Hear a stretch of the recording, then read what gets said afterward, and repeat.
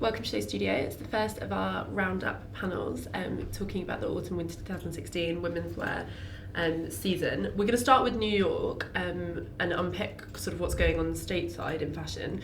But before we kind of dive into our discussions, I'll let my amazing set of panelists, who truly are from all different levels of the industry and all different areas, which is really exciting, introduce themselves, starting with you, Amy. I'm Amy de la Haye and I'm a dress historian and curator, and I work at London College of Fashion. I'm Lucy Moore and I'm the director of Claire de Rouen Books. I'm Alex Fiore, I'm the fashion editor of The Independent and men's critic for AmericanVogue.com. Okay, big topic in a way, lots to discuss because New York is always very, very diverse and there's a lot of different things going on. I'm going to pick on you, Alex, because I'm going to quote you to yourself. You said that this season it felt like the head of the CFDA, which is obviously Diane von Furstenberg, you said that she's losing face in fashion shows, maybe we all will be or should, a sobering thought. And it felt like, you know, this was a real season that was about questioning where fashion is right now, what the purpose of fashion is, what the purpose of Fashion Week specifically is. Obviously, and I don't think it hit New York so much. So much of the talk this season was about kind of see now, buy now, like a broken system. You know, that was like everyone's favourite thing. But did it feel like a strange time in New York, particularly in the context of seeing fashion shows? No, not particularly. I think it carried on. It was business as usual in New York. There were a few kind of notable differences. Takoon didn't show because he's restructuring his business around that model that we talked about. And the Diane von Furstenberg comment was because she didn't do a catwalk show. Immersive she brand did. experience. I think they called it a happening. And they asked me if I wanted to go and talk to her before the happening, and I asked if they would tell me what the happening was and how long before I would need to talk to her. So it's very...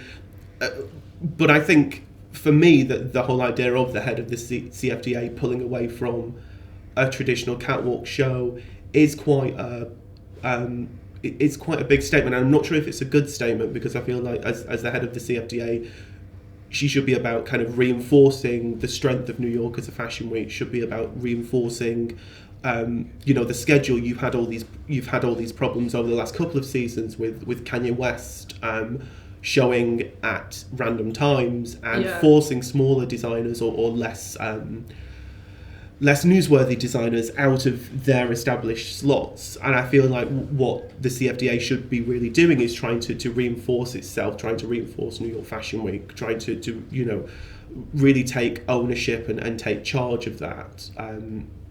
I mean, maybe it's impossible for them to do that, but I felt like Diane von Furstenberg kind of turning her back on this catwalk format, on a catwalk slot, was maybe indicative of the system not actually working.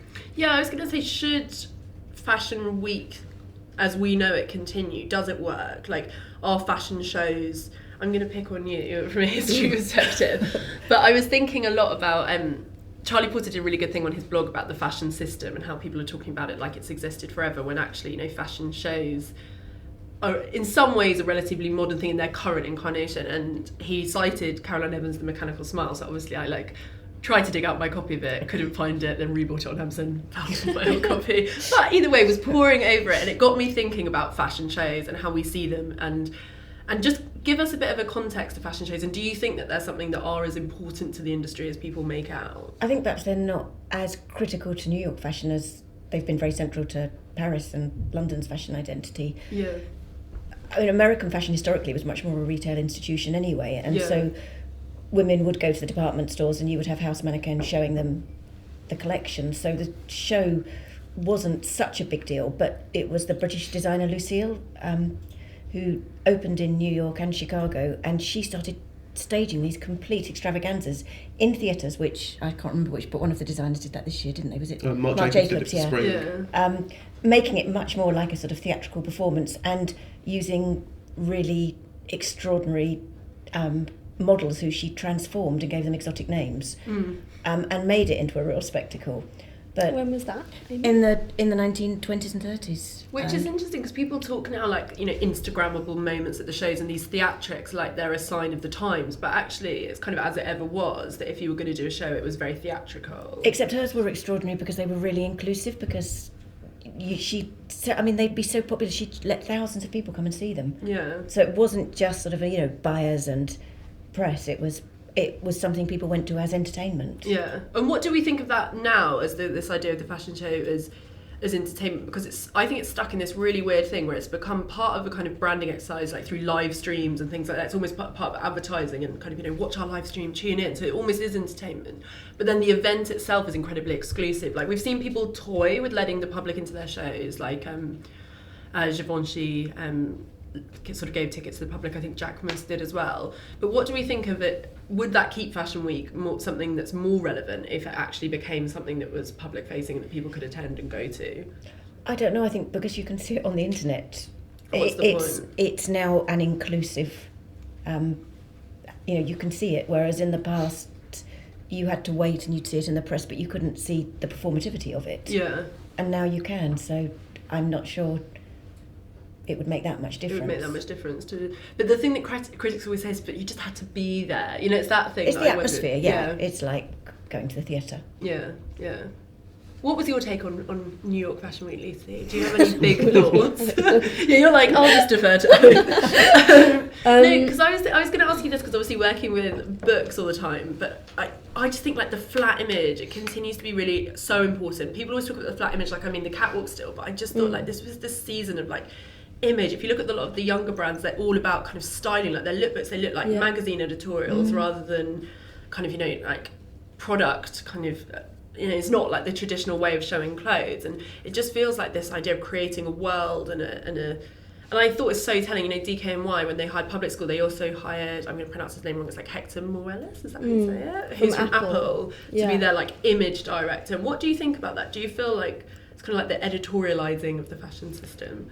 I think there's something specific to some of the kind of current interests in kind of, vintage or going back to certain subcultural styles or certain kind of silhouettes that lend themselves to the styling, like, automatically becomes more more part of the collection, becomes more important in a way, and then so inevitably, then I guess there's a sense that it's like a whole thing, a whole world, image, and it can translate to the page more and to the flat screen, like, more readily than something as subtle as like a kind of a fabric, for example, where you do sometimes, maybe I'm sure you do glean more from being at the shows and kind of sensing the way something moves, or like the particular, like, frame of the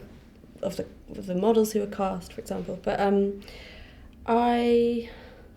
DKNY is an interesting one because it'd be good to talk about them, I think, because they were particularly, like, their clothes had all of these, like, slogans on the t-shirts, and which were just, you don't even need to, you can just write that on a page, you don't even need an image, and I think they're, like, highly aware of their kind of branding and their kind of message going out. It's really modern in that sense. It got me thinking a lot. I was thinking this season about whether what makes someone buy something now is whether it's a good garment and they like the garment, or whether they want to buy into a world. And that's always, I think, part of buying into fashion. But I feel like at the moment it seems like that is, if you look at Vetements, if you look at ALYX, if you look at DKNY, all these kind of cool young labels, it feels like it's about trying to be part of a gang or trying to feel like you're cool rather than buying a great piece of clothing. Maybe that.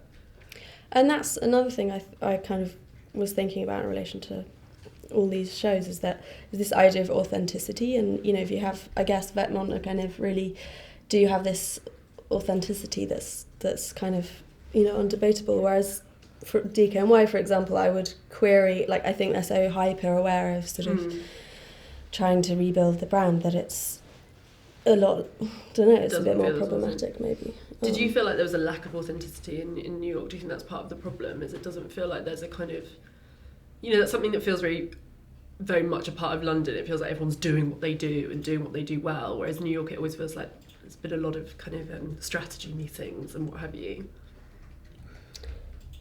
It might be a romantic kind of, it might be my romantic kind of idea.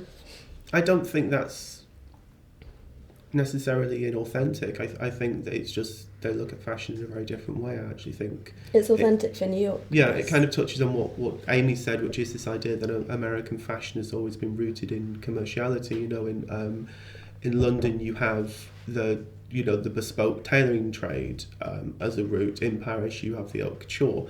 In Italy you have the alta moda. In New York you have mass manufacturing, and that was that's really American fashion was born out of that, and born out of sportswear. So it's born out of kind of mass clothes with a certain easiness to them. And I think you can relate a lot of American designers to that idea of sportswear. I mean, for me, in a weird way, you look at what Marc Jacobs did, and it was so incredibly American. But also so many other things. It was so many kind of references kind of scrambled together. It was so sort of, I don't want to say postmodern, but there was that element of everything being scrambled, him looking back at himself, him reflecting, the fact he opened with a sweatshirt that he did last season, recoloured and reworked, but it was literally the same garment. It's so clever for a designer to do that, for a designer to be aware of things like the image that they're putting out, for a designer to be aware of the way their clothes are disseminated, the way their clothes are consumed, and I guess for me the really clever designers in America, they are true to themselves, but they're also true to that idea of American fashion as kind of a product. That they don't think of fashion as art. They don't think of fashion as something, as they actually don't think of fashion as a show. They think of it as something product based and something that is kind of grounded in reality. And I don't think that's inauthentic. I don't think it's about things being right or wrong. My new thing is it's not right or wrong. It's just different. It's a different way of thinking about fashion. I think it's quite extraordinary that for a designer to put the first look to be a sweatshirt that was from a previous collection, especially in the context of what you were just saying about America. I think it's.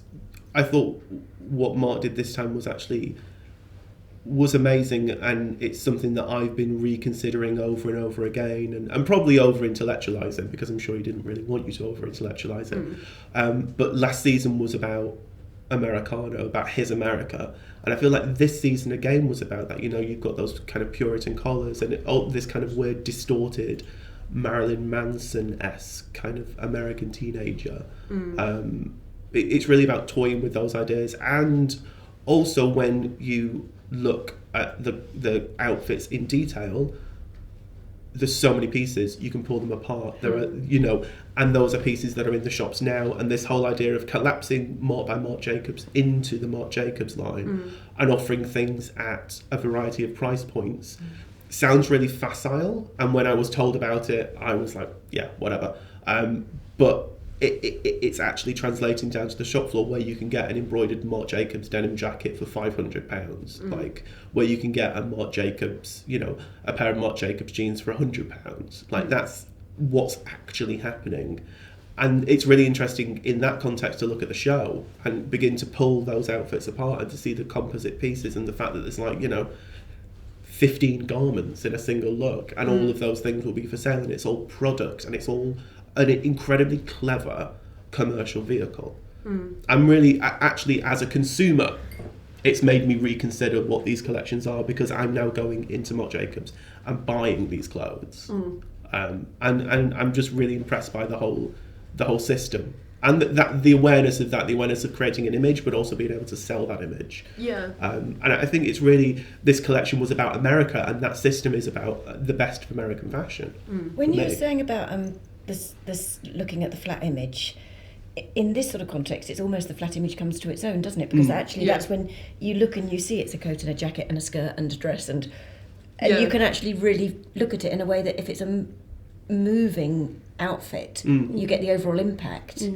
Yeah, I've become fascinated by that, is clothes, because I felt like when I first started going to fashion shows, the normal thing that you'd always say is like, you'd show someone a picture and you'd be like, oh, it just looks so much better in the flesh. And I've started noticing this thing where I look at a picture and I go, it actually looks better in the picture than it did when you saw it on the runway. And that's super fascinating. And I'm sure that is incredibly deliberate. Like, things that look really great, flat, like that, people have talked about that in fashion for a while, but it is really, really fascinating. You were nodding to what a lot of what Alex was saying then. Yeah, I agree, I suppose, just because I think, I agree. I mean, historically, American fashion, what made it distinctive was that it was eminently wearable, but not at the expense of being extraordinarily stylish, because there were amazing designers. I mean, Claire McCardle, lots of us heard of, and doing sort of denim and leotards and things, but there were other amazing designers like Jessie Franklin and Hattie Carnegie and when you look at like Jessie Franklin, who most people haven't heard of, they're sort of in the spirit of Charles James. I mean, they're completely extraordinary sculptural, beautiful geometric garments. And Hattie Carnegie's tailoring was wonderful, and there's a whole sort of history of those 30s, 40s American designers that it would be wonderful to explore in a way that the more utilitarian designers like Claire McCardle and things, her work is more familiar. But also has transcended time, because if you look at Claire McCardle today, it's jersey, it's bias cut, it's denim, it's using poppers, aprons. It's still that incredibly wearable but really stylish.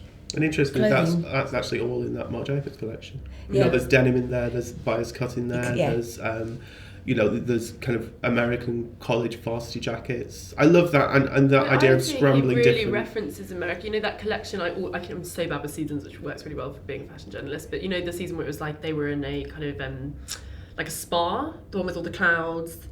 Winter 14. Yeah, and they were wearing like, it was all like one colour and loads of knits. That looked like, you know, you thought of like Michael Kors when you thought of American. Like, I always think that's what he references. It underpins. But I think with this, it was much less American designers and much more America as a concept. You know, the opening look is a college jacket with a Puritan collar over it. Like, you know, it's very, you know, and there's stuff elsewhere in it that actually was kind of Ziegfeldy. There's, you know, there are all these different ideas kind of crammed together. I think it's this real kind of scrambled, this kind of frenzied idea of America, kind of throwing all these references together and kind of making something new out of them all, including references to what he's done himself. Yeah. Do you think? Oh, sorry, I was going to say I'm not an expert on this because I've retreated into history. But looking at these collections, do you think there's more historical references than it normally characterises the American collections, in a way that I expect Paris to look to the past and London to look to the past and treat it in different ways? But just looking at lots of the images, and I was doing that yesterday, and it just seemed it's more historical, like you're talking about Puritan collars and there's crinoline silhouettes. And I think there's I would say that there's a lot of that in America, because I think a lot of the younger designers who are based in New York but they have that global view that young people have today. They are very versed in that, so they're obsessed with. I think you see that kind of in people like ALYX. There is a reference to kind of, you know, Matt Williams is obsessed with sort of old tailoring, and he's obsessed with subculture. So I think you see it. I don't know, what do you guys think? I think there's a real stereotype of American fashion that grounds it in the 1990s world of Donna Karan, Calvin Klein, Michael Kors, you know, of a cashmere sweater dress with some big jewellery, which weirdly, actually, I feel like Donna Karan was done everywhere. You know, I think Celine was Donna Karan. I think Loewe was incredibly Donna Karan. But I think there's a real stereotype, and it's about the power of that moment in the 90s where American fashion really defined minimalism and really defined what the world was doing. But I think now when you look at stuff that designers like Altuzarra are doing, things, you know, designers like Proenza, Schouler, even Hood by Air, there's, you know, lots of historical references scrambled together, the same as there is kind of everywhere else. But I think if you look at American fashion as a whole at the moment, it's no longer that clean minimalist thing. It's no longer that stereotype of American fashion that actually doesn't exist anymore. Even looking at kind of Calvin Klein doesn't look like that. You know, even Michael Kors doesn't look like that, and it's the same designer. Something that really interests me is like how much, you know, with this kind of emphasis on Americana and on the American kind of identity, how does it translate out to kind of a global fashion market now? And I look at these collections and I'm like, I wonder, like, who who wears it. You know? Oh, do you not? I think it absolutely translates out. I don't mean no one wears it. I mean, I wonder who wears it. No, but I feel in the same way that... that wasn't rhetorical. I wonder who wears it. I wonder who wears it. But in the same way that I feel like lots of people come to London and want to buy a certain London look. When you look like... Rimmel. God, it's a bit Rimmel. But the way that, I think Marquez Almeida have done incredibly well because, they do shredded denim, which is seen as very London, it's a bit punk. But also people have exported Britishness, like Burberry, that's their model, like so many people have done that. So I guess that's the thing. Is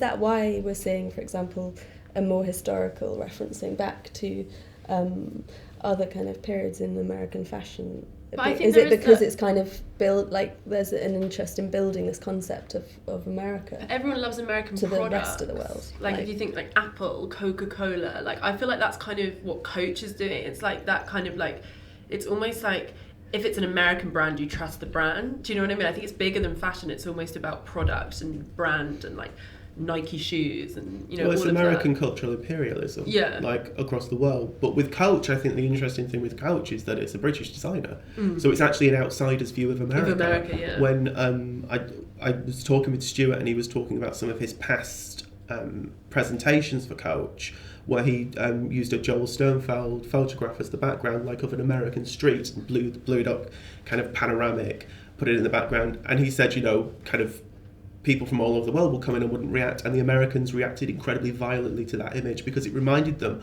of the small town America that they'd all escaped. And they reacted really badly to the image, like not in a kind of horrible way, but they were all a little bit freaked out because they all said it looked like where they grew up. But there's all those theories, isn't there, that it takes an outsider to be the best interpreter of a national identity. So if you're British, your perception of national identity is completely different from an outsider. Or people will want to buy in, like which things is like... what's interesting with Marcus Almeida, is he thinks they're Portuguese. So there's their view of London. But I think on the other side, you have something like Vivienne Westwood, who exports this, who in the 80s exported this incredibly British identity, and it sold best to Japan. That whole idea of let's export this entire national identity, and I think that's actually with America. The case, still, like British designers sell best in Asia. They all have amazing stockists in.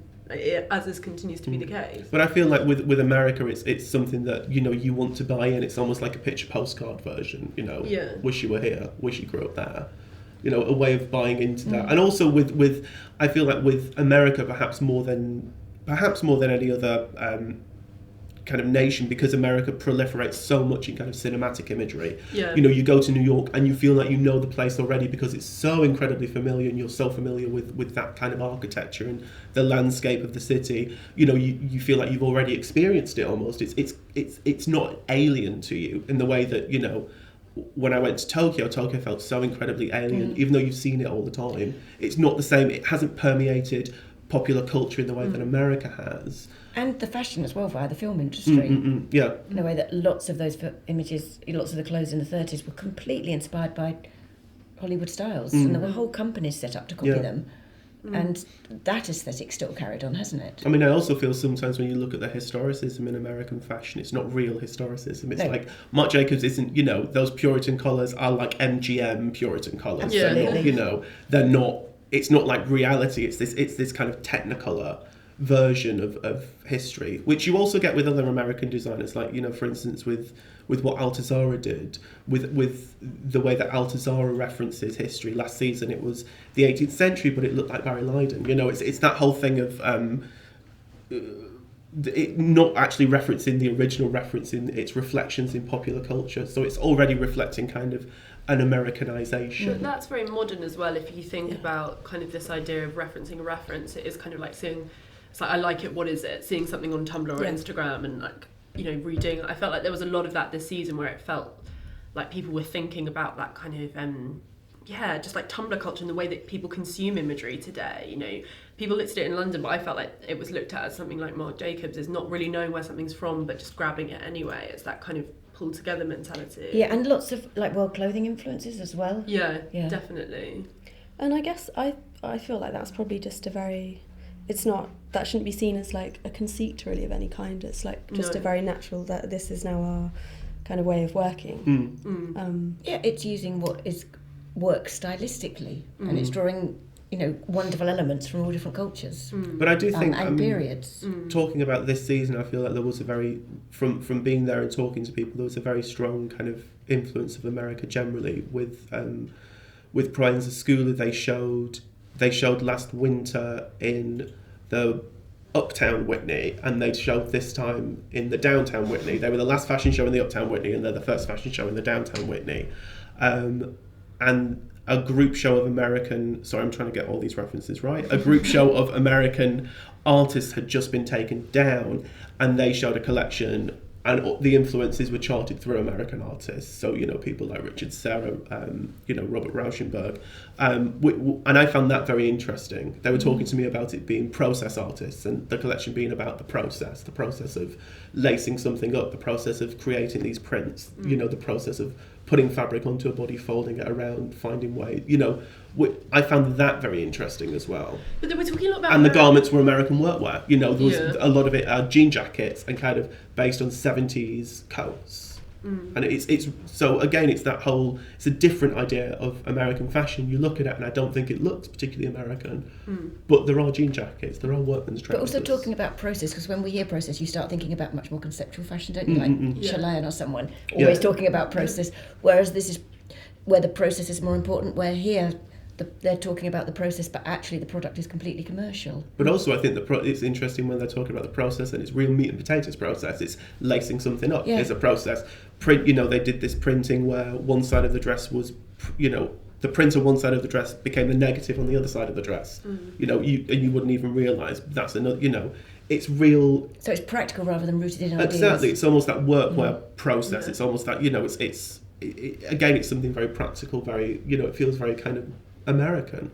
We keep saying the word American, and I wonder, was it a political season anyway? Because obviously, you can't miss what's happening in America right now, and like everyone's talking about America for that reason, for the election. Did that run through fashion? Did it feel like people are confronting that, or is fashion gets uncomfortable and it has to be political? It's weird, we were talking about this before. You were the expert. Were you? Sorry. We did weirdly talk about We're going to this. look at him. I don't know, but it's so obvious. It's not weird, is it? It's just like always been the elephant in the room. Yeah. But I think it's there are very obvious reflections in the Marc Jacobs coming out in the sequined Hillary Clinton t-shirt was the obvious reflection. Oscar de la Renta looking like Ivana Trump in the 80s was the obvious reflection. But I feel like also there's this weird thing about I think it's more about politics in America than fashion in America, which is that essentially this presidential race is going to be the keeping up with the Kardashians of the presidential races. It's not about presidential candidates who become celebrities, it's about celebrities who become presidential candidates. And I feel like that it's so heightened that fashion's already a part of that because it's operating in that realm of celebrity that now overlaps so much with fashion. Hillary Clinton is the first presidential candidate to have been on the cover of Vogue before she became a presidential candidate. How who else can you compare that to? You can compare it to Ronald Reagan, but he didn't operate in the kind of worldwide fame that Hillary Clinton has and that Donald Trump has. Who, maybe they won't end up being the candidate and we'll have Bernie Sanders and then, I'll be totally proved wrong. But it feels it just felt very much that they were operating in those realms. Not so much that fashion was chasing it or anything like that, but that it's something that's happening in the air and it's something that interrelates. Yeah, so you're saying that almost like politics has become more a part of pop culture. Politics is more fashionable. Yeah. As opposed to fashion becoming political. Very interesting.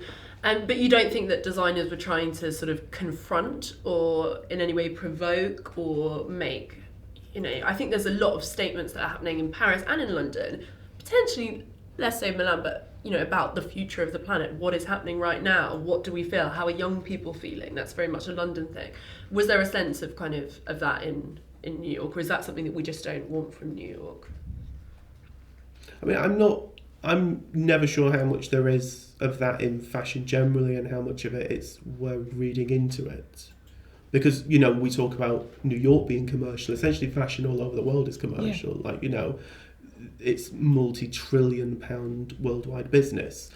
I suspect, a lot of designers might like to make a political statement, but that's going to be subjugated to the need to actually sell clothes, to be able to continue making a political statement season after season. The really clever designers can couple a message in with what they're doing, and the message can be, the way Vivienne Westwood has always attached messages to her clothing, which has sometimes been really tub-thumping, but for her there's always a message in it, whether it's a message about ecology or a message about culture or a message about youth. There's always something embedded in those clothes, but it never, or very rarely, subsumes the whole thing. So I think today maybe designers are plugged in and are thinking about those kind of things, but I don't think they would allow them to kind of overwhelm the fact that they're making clothes to end up on someone's back. And really, when the clothes are on someone's back, then you can make the political statement. Would you say that there was a point where fashion you could look at something like Vivienne Westwood or Hamlet or something like that? Would you say that there is a point where fashion does become more political, or has it? Is it? I don't know. It reflects society and broader concepts. So it's attitudes towards women and religion and politics and all sorts of things. And I think maybe sometimes you get odd designers who make very explicit statements. And the obvious one is Catherine Hamnet. Yeah. And I mean, using text makes the message. I mean, fashion is eloquent anyway, but using text adds another layer of meaning. I can't remember which collection. One of these collections used text, didn't it? Was it? It was the DKNY one. Yeah. A lot of sloganing. Yeah. But I think as well, you look at something like, Dior in the 1940s ultimately became the new look was a massive political statement. Yeah. Did he intend it to be, or did he just want to make women that looked a bit like his mother? Do you not think there was an intention? No. I don't think Dior was thinking, let's get the women back in the kitchen. Let's reinforce. No, but I think there was an conformity. intention of like. There was an intention of jubilant, use so much fabric because we haven't been able to. It was backed by a textile manufacturer. Well, I was going to say that wasn't political. That was Marcel Boussac. That's that's literally like. So I'm making lots of fabric. How am I putting 50 meters in it? Absolutely backed, and also it's a complete continuation of late 1930s trends anyway. Absolutely. Which he was so doing. They went on hold, absolutely, and then. So interesting. Yeah, and also Lou Taylor's done all that amazing work about how extreme couture was in the Second World War. Yeah. And lots of the designers dressing German clients and stuff were using huge quantities of fabric. Yeah. And then after the war, they were saying they were trying to waste German resources. But I think very also, debatable. Which again really is important to differentiate between what we term political in a kind of totally blatant, obvious sense. Wearing a T-shirt with Trump written on it, and then a definition of political, which is completely, of course, pervades fashion. Yeah. Always, in every single thing, everything, what you're wearing, what I'm wearing, what we're all wearing, it's always political. But one good garment that lasts forever is making a political statement, isn't it? It's the one classic garment, the black jacket that you wear and wear. But then it's whether the designer actually intend. That's did a designer intend? I don't think Dior intended the new look to reflect, to be about kind of reinforcing women's position as as kind of childbearing and about returning to Victorian values. But and did about, it? I mean, it was. But I think certainly it was perceived as that when you see way that when you see, and also the whole class war, the whole idea of creating clothes that were phenomenally expensive. Absolutely. When people in Paris couldn't afford to eat, and women would come and rip the clothes off other women because they symbolised. A return to these kind of restrictions between the haves and the have-nots that people thought had been collapsed by the war. So but they still embraced it. But I think ultimately they did, and I think there is that whole thing of when that's the only thing that's offered, it's the only thing you can embrace. But there were the women in America who didn't have that, who did fight it. The little below the knee club. Yeah. It's that whole thing. But did Dior anticipate any of that happening? No, I don't think so at all. No, I don't think so either. I think he was a kind of a nostalgic, a romanticist. He probably thought, I'm doing this and it's, it's going to get me a lot of press. But they were extraordinarily beautiful clothes as well. I mean, on any level, they were exquisitely well crafted and the fabrics were lovely. And just because maybe a woman wore a dress like that in the evening, it doesn't mean to say that she didn't work or, people weren't, walking around in dress like that, in the morning. But then you could say that he didn't intend it to be political, but then the women who wore it maybe had more of a kind of, you know, whether it's not, I think it's really interesting what Lucy's saying, it's like whether it doesn't have to be kind of...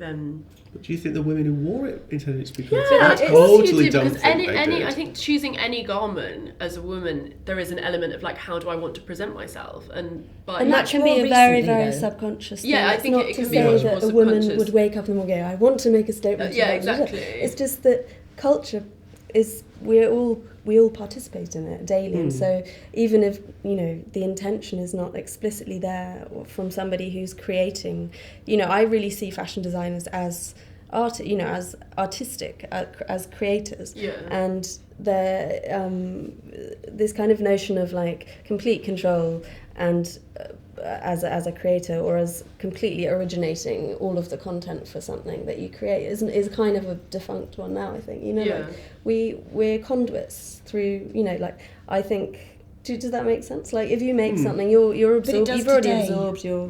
I think it does today. In 1947, fashion was linear. Yeah. You know, so to step outside of it was making a really big statement. So if you were poorer, you had a bustle bow or something that gave an impression of fullness, or you know, or you wore took two extra dresses layers. apart and sewed them together. My grandmother, you know, my grandmother's mother did that for her. Absolutely.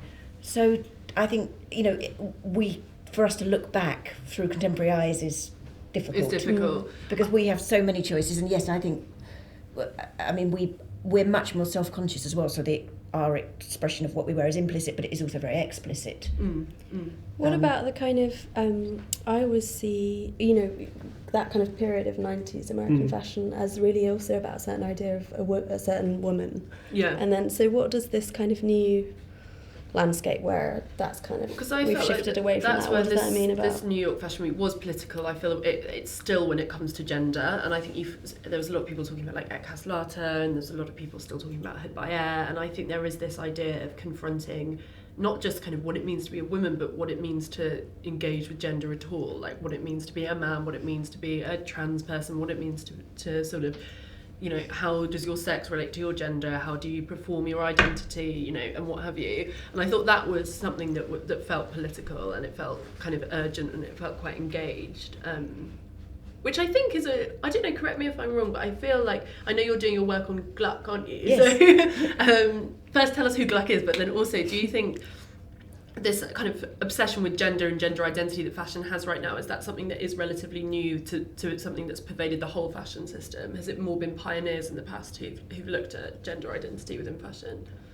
Well, I'm just thinking straight away, like, there is lots of questions, but I mean, in terms of the obvious one is La Garçon Look, which was, I mean, the boy in the 1920s was creating a sort of masculine look for women. Yeah. But it was still incredibly, you know, it might be a linear silhouette, but it was still incredibly embellished. Yeah. I'm losing all your questions. Gluck. Yeah, tell me about Gluck. I'm obsessed with Gluck. I'm obsessed with Gluck. She was a 1920s artist, an interesting artist. I'm doing an exhibition at Brighton Museum about her with Martin Pell, but we're not positioning her as an artist that's been overlooked. Yeah. But she was interesting because she wore man-style tailoring, and people often say, well, she wore menswear. And I feel really strongly that when women go to a tailor, they're not wearing menswear. Yeah. They're wearing man-styled clothing that's been tailored to their feminine bodies. Yeah. And she might have it tailored in such a way that it denounces her sort of feminine body. But what's interesting is that none of those clothes survive. So the clothes that survive at Brighton Museum are her girlfriend's flowery dresses and Tunisian menswear that she wore in Tunisia. I think, going back to your question, what's complex is when we start trying to use terminologies or ideas that weren't... I mean, she would never have seen herself as a trans person. Yeah. I think she's a lesbian woman wearing man-style clothing. But, you know, it's very difficult. So, working with different historians who were writing in the sort of 80s, they very much see her in the context of a lesbian woman wearing man-style tailoring. If you talk to people who are perhaps in their 20s looking at her today, they say, well, she's trans. Yeah, that's interesting. And so in the book, I suppose I feel quite strongly that we present different attitudes, because how we see things is a product of ourselves, isn't it? And the social sort of political climate in which we grow up.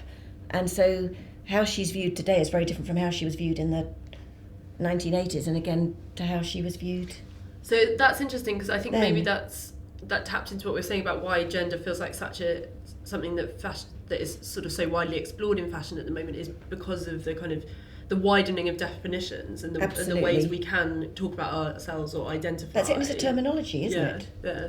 Did you guys feel that at the shows? Do you feel that this kind It's of the models as much as the clothes, isn't it it? is And completely, gesture and it's the all models, those things. it's these amazing sort of champions that have come along, both designers but also, as you say, people like models, people like Carrie Neff, who's an amazing trans model, and I think it's giving this a new spot. But I feel like it's had a massive impact. I often feel like when fashion tries to do these things, it doesn't feel like it really filters down, but I actually feel like this idea of that you don't have to be a particular sexuality or gender, it's something that actually a lot of young people really feel, and I think I do that, too. It's liberating and it's inclusive, and Yeah. actually that's a really important political message. yeah, definitely. But I wouldn't say it's filtered down from fashion. I'd say it's Yeah. filtered up from It's in the ether. kids who are 19.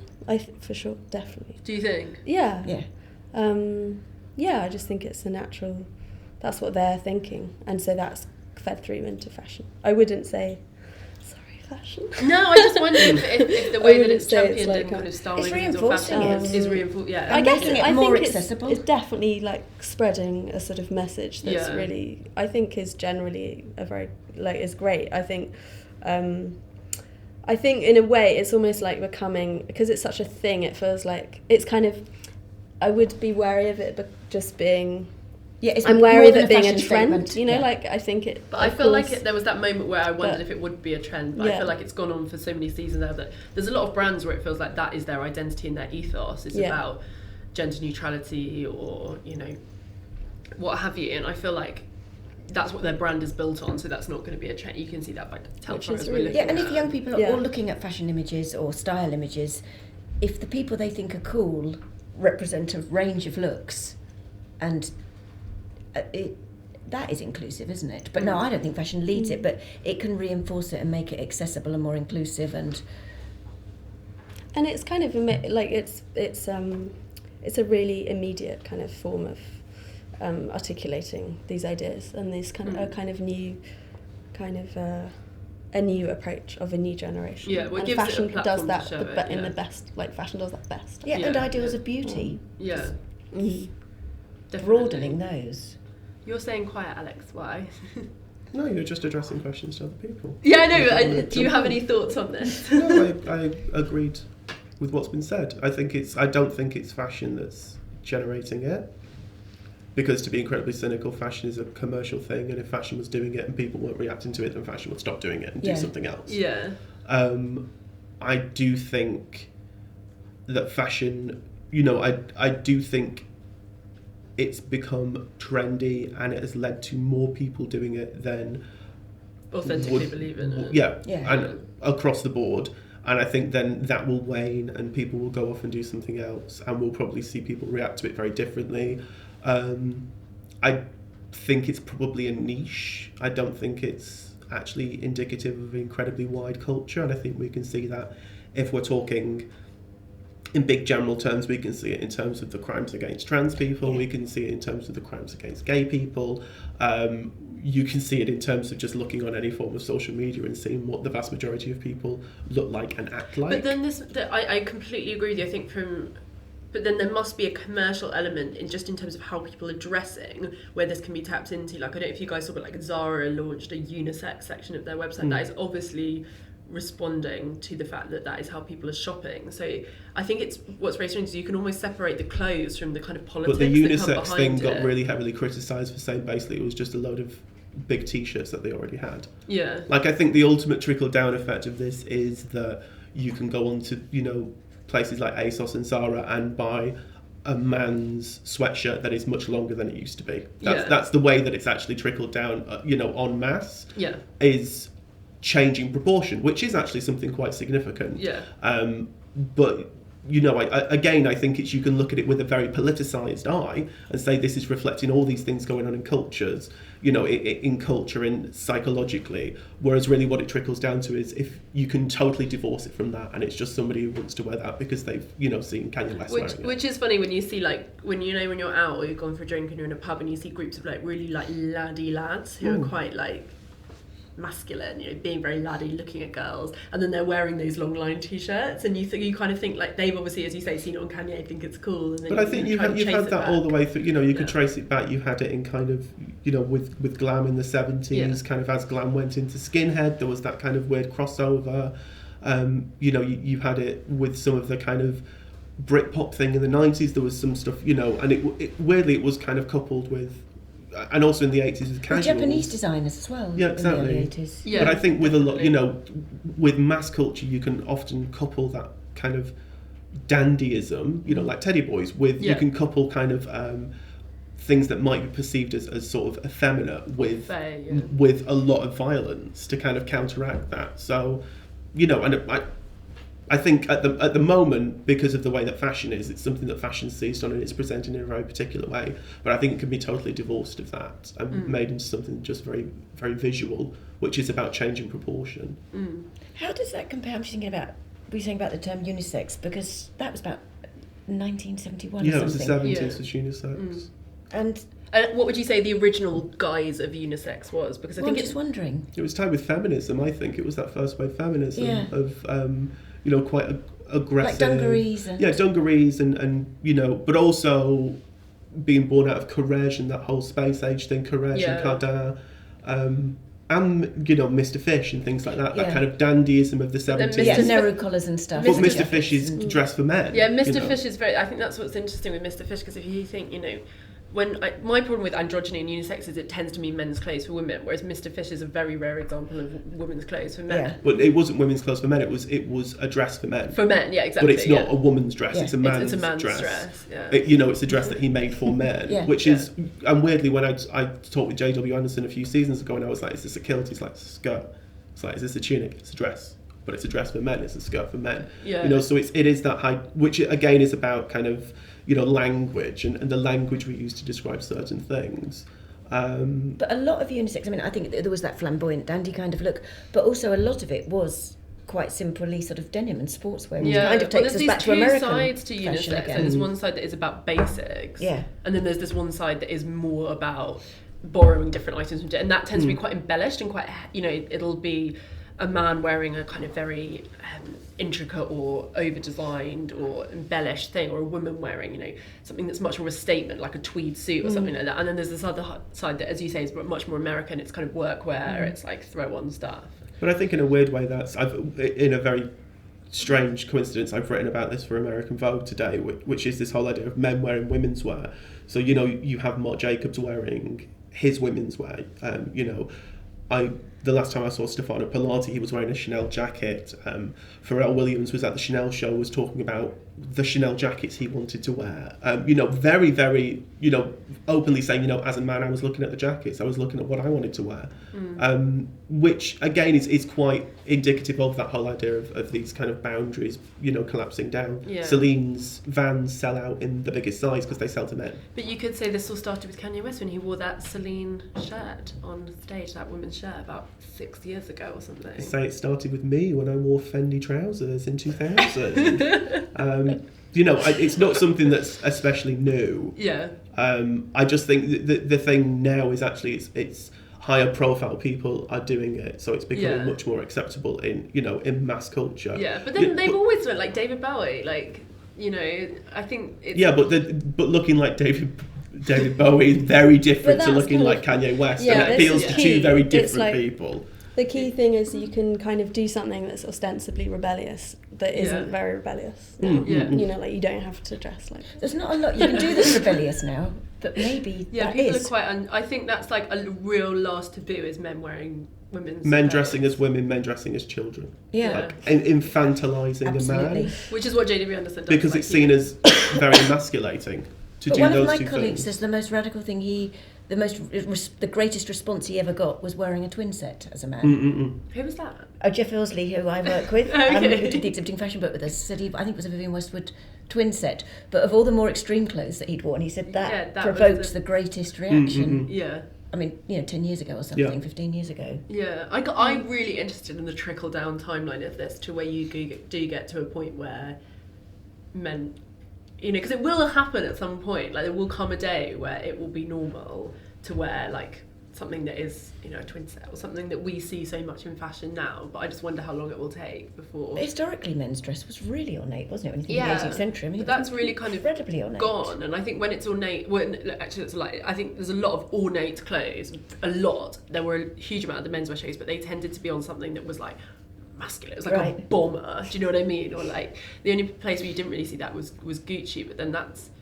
But what's interesting about Gucci, I was talking to Tim Blanks about this. I actually put this text in my exhibition where he said, what I find interesting is he was like, everyone talks about the genderless aspect of his clothes, but he was like, I think what's more interesting is the ageless aspect. You know, he associates kind of the freedom of the kid with kind of the liberation of the old person, and it could be, it's not like it's a women's clothes on a man, it's a granny's clothes on a boy, or a little girl's clothes on an older man. And I think that's interesting as well. There's with all Which this, is the taboo. Yeah, a 14-year-old wearing a grown woman's clothes. Yes. There's something.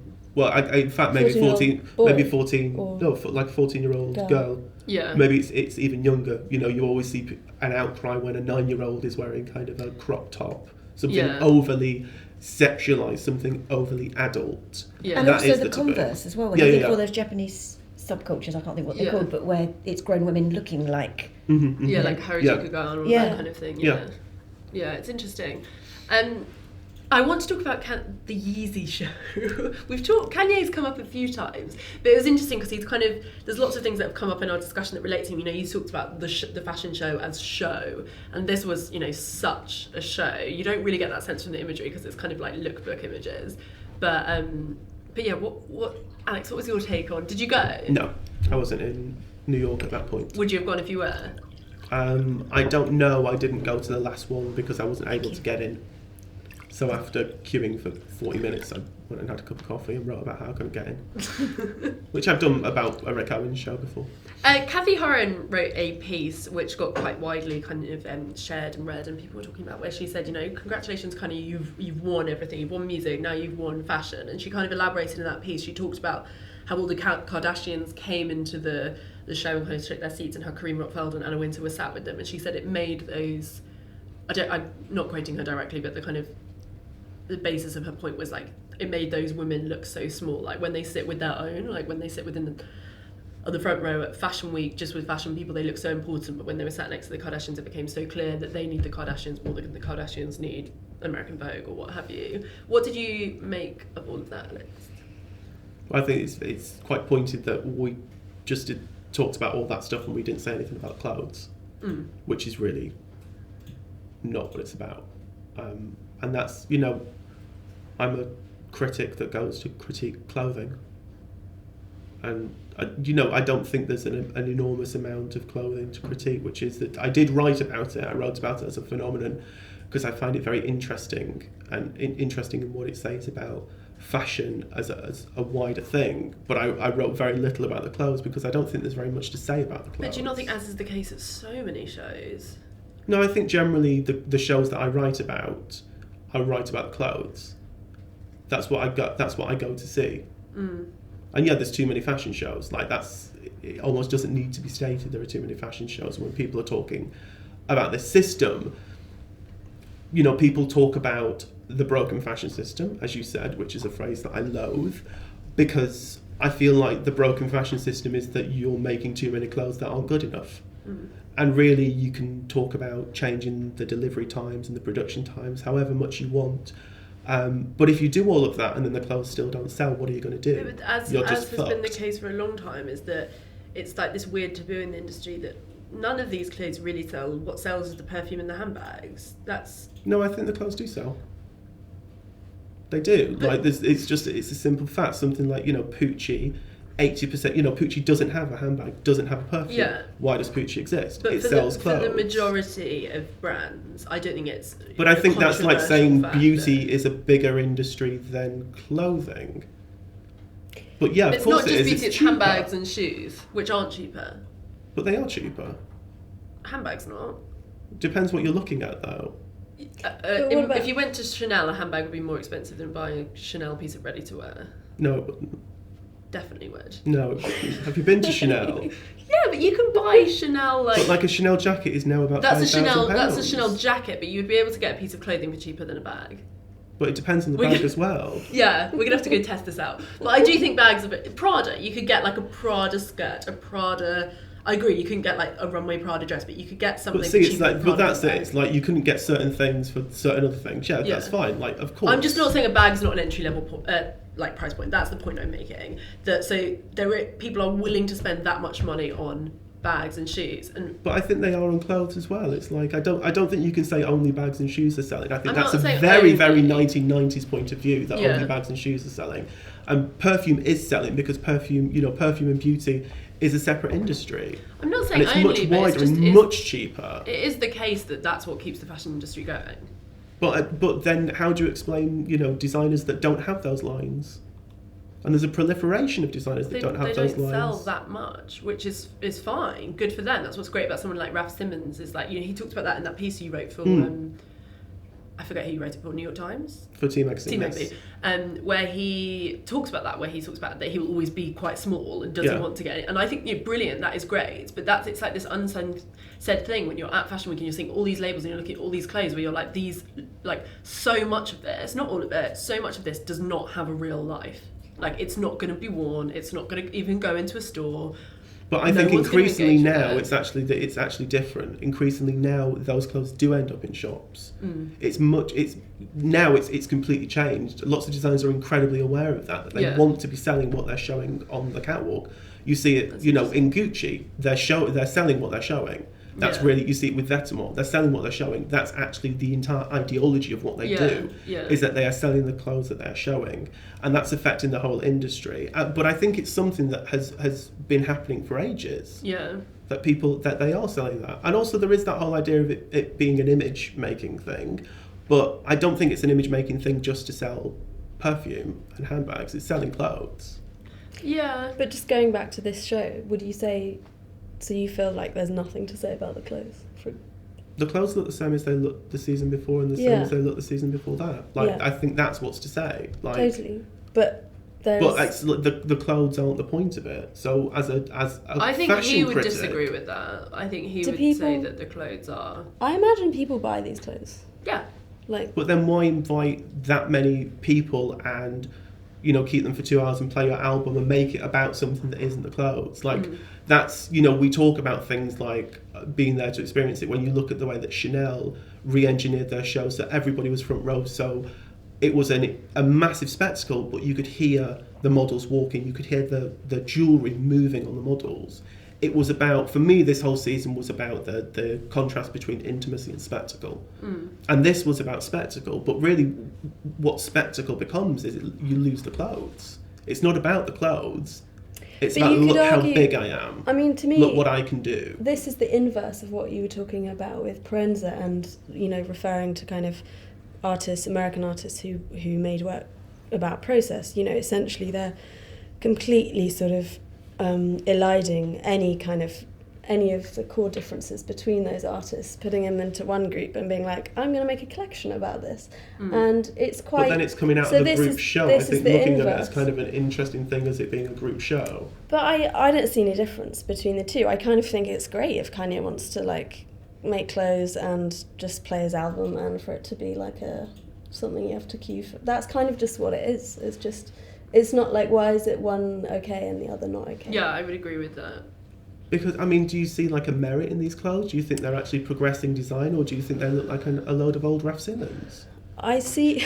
It looks like a load of old Raf Simons. It looks like a load of old Catherine Hamner. But it looks like a load of old Vanessa Beagle. Branding commercial exercise. Yeah. It's amazing. It's amazing to, It's the interesting thing, I think, is that the whole...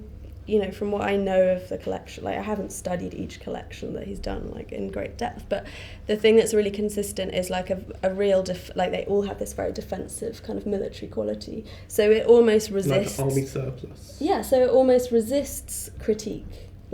And I think the fact, for example, the fact that you're sitting here saying you don't even really want to write about it works to his favour. I don't think there is anything to write about. But it works to his favour because the clothes themselves defend themselves from a kind of critical analysis and probably do sell pretty well, and Kanye's more famous and Kardashian sits next to Anna, and like it's all. But that isn't progressing anything. I'm not saying it's I'm just think it's very symptomatic of I think the time that we live in. a lot more things than a lot of other designers have at Fashion Week. Like putting black culture into fashion is far more progressive than what a lot of people have done. I think he's progressing a lot of things. It might not be design, but I think it is aesthetics and beauty, definitely. I disagree, and I don't think an entirely white panel should be talking about black culture. Why not? Because I don't think we can. Like, I really feel if you don't have the representation of a person of colour, then you can't really talk about it, because you're talking entirely as an outsider. No, I don't agree. I think anyone who works in the fashion industry can say that, you know, you go to shows and there is not anywhere near enough diversity in terms of the casting of the models and the idea of beauty that you saw. I would never say that as a white person. I can't comment on that, because then who's going to make the change? I think none of the white people in the industry are. But I think kind of representation of people of colour is very different to saying it's talking about black culture. I think it's good to talk about it. It's not. I don't think. I mean, we're not sitting here saying we're going to talk about it for an hour with great authority. But I think it's a totally valid point to make, and it's important to make those points. Because just like we've talked about gender, like I'm like totally a woman. Like the Washington Post. But other than that, like in the UK, no, there's no one. So it's like if we're not talking about it, who's going to? Like, there's no black fashion critics in the UK. But what gives us the right to talk about gender again? Like, because we're all like, why is that different from talking about cisgender? Is the word, I think. Yes. Thank you. I don't even know. I think it's very difficult to talk about gender. As a white man, I find it very difficult to talk about gender. I find it very difficult to talk about whether or not something's sexist, because I'm looking at it from a very specific viewpoint. I find it very problematic. And I'm not saying you shouldn't talk about it, but I think it's very difficult to talk about it. I think we just have to all acknowledge and be reflective about our own cultural positionings, because whatever we think about anything is always going to be expressive of our biography. And I mean, for me, I look at something and I think if I find it comfortable or uncomfortable, you know, for instance, with Valentina last season, I found that incredibly uncomfortable as a show, which is what I wrote about. I found it a very uncomfortable show to watch. But I don't look at Yeezy and see it as representing black culture. I don't see it as representing something subcultural. That's kind of not what I said. Do you not look at something like Balmain and think, regardless of what I think of these clothes and this aesthetics, this is very important because finally we're seeing a black designer and we're seeing him champion beauty that is very, very different to what fashion has usually championed. I think that's fine on one hand, but I don't think it should divorce you from your feelings about the clothes. You can't just say, oh, it's good because... I think you can. I really don't think you can. Like, if the clothes are hideous, the clothes are hideous. Like, it doesn't matter who they're on, and it doesn't matter who's designing them. Balmain doesn't show in New York. But yeah, this season I thought Balmain was hideous. I wasn't there. Like, I'm conscious of time. Is there anything we haven't talked about? I think your point was a really good point to end on, which is this idea that kind of, you know... But also, in fact, to go to that thing about talking about subculture, black culture, you know, I look at this and I look at what Shane Oliver's doing at Hub by Air. Yes. And that is so much more interesting and so much more progressive and so much more valid from a fashion point of view, and should be getting so much... I mean, it gets a great deal of publicity. I think it deserves more publicity. Yeah, definitely. I think it deserves more plaudits, and I think it deserves much more attention. That is the thing that should be getting the attention. Yeah. You know, not because a celebrity name is attached to Yeezy, which is what it's about. It's not about people going and being like, oh, I feel like I've been immersed in, you know, something, you know, a fantastic cultural experience. It's Kanye West. The same way as people are like, oh, it's Victoria Beckham. Yeah. So Victoria Beckham shows in the morning, because if she shows in the morning, she can hit the newspaper deadlines to be, you know, in the Monday edition. And British newspapers will send journalists to hit the Victoria Beckham show because they want Victoria Beckham in the newspaper. You know, it's about celebrity, and I think seeing it and interpreting it as something deeper for me is troublesome because But I think celebrity culture, what bigger reflection of the society we live in is there? Yeah, I mean, I don't think it's about. I don't think we have claimed it's something deeper. It's just it is the pinnacle. You were saying it was about black. You were saying it was about black subculture. Like that's very different to celebrity. Black culture isn't the same as black subculture, and I think Kanye West. I think you just said there are more black models on the catwalk, which was as far as it went. But I think ultimately, like, this is the kind of pinnacle of commerciality, you know. It's a logical outcome, and all designers try and be celebrities as well, you know, like, of course. Martin Margiela didn't. No, he didn't, very good point, but many do. Cristobal Balenciaga didn't, but today, but Margiela, I mean, that's how he became famous, was by remaining anonymous, you know. It's like the two are not, it's hard to. I don't think that's why he became famous. Became famous because he was a good fashion designer. Yeah. But I get what you mean. I think there is a certain. The anonymity was part. That's the thing. You can't divorce. I don't think you can really divorce. Like, you can't divorce the mystique clothes becomes from the person, 100%. from the kind of even concept. That label is from about mystique. Yeah, but the bottom line is the clothes, and the clothes are Very and good. were of course extraordinary. Yeah. And unlike anything else, which you can't say about many things. And maybe not about Yeezy. Maybe that's a good note to end. So, shall we give all the New York designers a round of applause for giving us so much food for thought and things to talk about? What, literally? Yeah.